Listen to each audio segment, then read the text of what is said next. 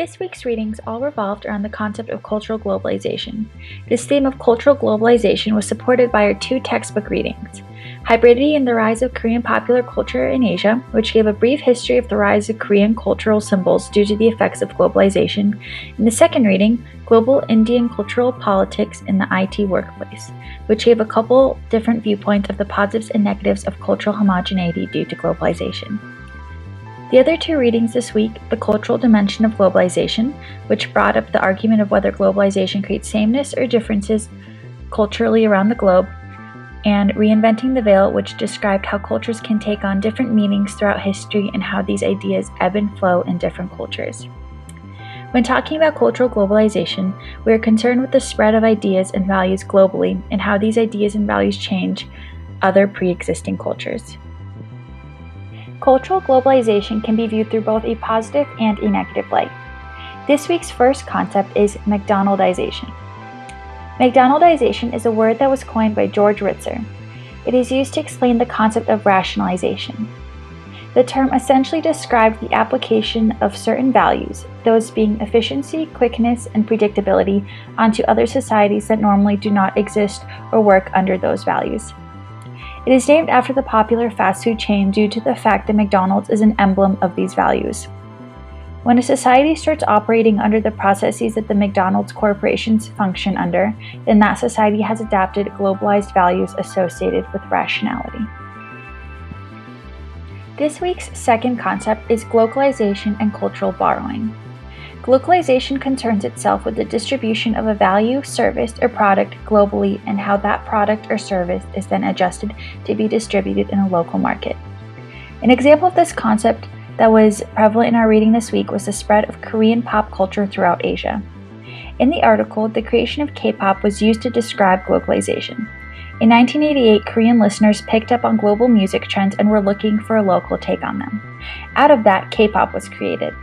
The music genre is essentially a combination of many music genres which include aspects of rap, soul, rock and roll, techno, punk, and hardcore. This mix of global trends and cultures of music were used to create one single new style of music that was associated with local Korean culture. Cultural borrowing is clearly evident when global influence turned into local influence, which in return turned back into a global influence and trend. This week's third concept is hyperglobalization. Hyperglobalization revolves around either highly pessimistic views of globalization or highly optimistic views of globalization. Pessimistic hyperglobalizers believe that there is one culture governing our societies and that globalization creates sameness everywhere. Diversity is decreasing and values are becoming standardized. They also believe that popular culture is becoming highly homogenized. On the other end of the spectrum, overly optimistic hyperglobalizers believe that an increased sameness is a good thing rather than a bad thing. The widespread values of free markets and democracy are some of the valuable traits that should be prevalent everywhere. Optimists also believe that certain platforms like the internet create a greater homogenized techno world. All of these mentioned concepts shape and form our frameworks of how we further analyze and evaluate globalization's effect on culture, as well as the outlook that we have on it. We can use some of these concepts as tools to analyze the spread of globalization and also use them to either change or progress how globalization continues to grow. The spread of certain values throughout the world can be both beneficial and not beneficial. We can use the example of the cultural values and politics in the IT workplace in India to evaluate the quality of the arguments made in this week's readings. In this reading, 3 different perspectives of the IT workplace in India were highlighted to show the positive and negative attributes of the spread of American values in the industry. These values differed from the cultural norms that were present in the country and communities in India and are very much contrary to the country's global, political, economic, and cultural history. Values and lifestyles that correspond with democracy and the free market all coincide with systems that were built and created in the context of our needs for our needs, and imposing this system on other countries can be very detrimental to the rich cultures that had already existed in those communities. These systems and values might not always be appropriate in all situations, but they can also simultaneously give freedom to many of those who seek Western values and lifestyles. Individuals from India, as illustrated by the 3 different perspectives, often welcome change and opportunities that are different than those that they were raised with. There are enough arguments to prove that the spread of cultural globalization has net benefits. Opportunities, lifestyles, and values become more accessible to those who welcome it. It can also be very much detrimental when those values are focused on systems that only care about monetary gain or industry. When cultural globalization revolves around the betterment of individuals, then the spread and dissemination of ideas can be a good thing. To relate the key issues raised in this week's readings, I will choose a collection of recent international situations rather than focus on just one to further highlight a growing movement that has been proliferated and encouraged due to cultural globalization, and that movement would be the rise and spread of feminism and the movement to bring awareness to issues surrounding feminism. In an article posted about a year ago, it was announced that Argentina voted to legalize abortion, and in an article posted about 3 days ago, it was announced that a top Korean court decriminalized abortion. The feminist movement has been growing and has been getting stronger and stronger for the past couple years. I see this movement as a global one, and one that is truly and fully supported by individuals globally. It would be difficult to find an article or an opinion anywhere describing the negatives of this situation.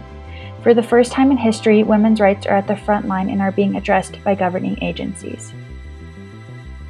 The spread of feminism first started as a value. This value was then further constructed, articulated, and disseminated. As stated in our Cultural Dimensions of Globalization reading, the author states that our culture is defined by symbols expressed through language, music, and images. These values are also expressed through community-oriented resistances, which come in the forms of marches and campaigns. One of those campaigns was recently started by Annie Lennox. On International Women's Day, Lennox teamed up with Apple Music and released a video.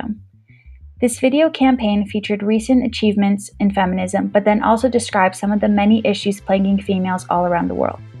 These include lack of education, domestic abuse, and so on. Lennox favors the term global feminism because to her, it means that everybody can be a part of it. It isn't saying, I'm a feminist, it's different than your feminism. No, it's all part of a very mixed, diverse dialogue that will bring many people together. This issue is one that is global. It is one that is also culturally influenced by different parts of the world. It is also that people from all over the world need to be aware of in order to help those that need it. The spread of information and media regarding this campaign and this issue is proliferated through the use of social media platforms like Facebook, Instagram, Twitter, and so on, as well as international publications. The spread and dissemination of these ideas will be most helpful in combating the feminist issues that will continue to plague communities all around the globe. Feminism. We must use this word because it means empowerment. People can be and must be empowered.